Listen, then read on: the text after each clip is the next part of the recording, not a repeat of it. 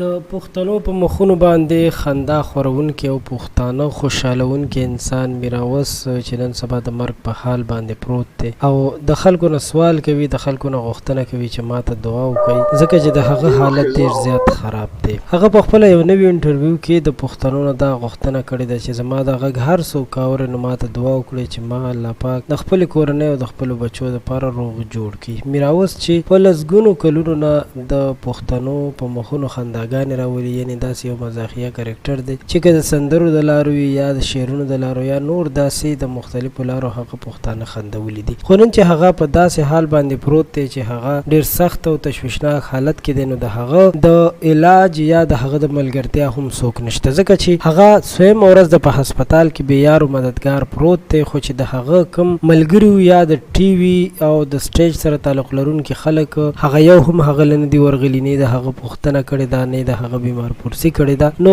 د دې نه دا معلومیږي چې تر کومه پورې انسان په خپل وجود باندې په خپل صحت باندې روغ جوړ وي، نو هغه انسان چې دی هغه کامیاب دی او هغه انسان ژوند به تیروي. خو کوم انسان چې د بیماری په بستر باندې پریوت نو هغه ته بیا ژوند ډیر سخت شي. په میراوس باندې موږ ټول ډیر زیات خپه یو، د زړه نه پرې ډیر زیات پښتانه خپه دي. ډیر خلک هغه له ملاقات له هم ورغلي دي، خو ملاقات هیڅ پیدا هم نه کوي. موږ تاسو له او ټول له پکار دي چې کله هغه دغه کریکټر سره یو څوک مینه کوي یا په هغه باندې ګران وي، پکار دی چې د هغه د روغ صحت لپاره دعاګانې وکړئ او د هغه سره که هر قسم مالی مرسته څوک کولی شي نو ورسره ضرور وکړئ، ځکه چې بیماری سره انسان په داسې یو حالت ته لاړ شي چې هغه ډیر زیات ډیپریس وي او هغه به دا سوچ او فکر کوي چې ګینې زه به اوس مهال مرم، ځکه چې یو خو هغه سره پیسې نه وي، بل هغه په داسې مشکلاتو کې راګیر وي چې هغه ته مختلف قسم بیماری مخې ته ولاړې وي.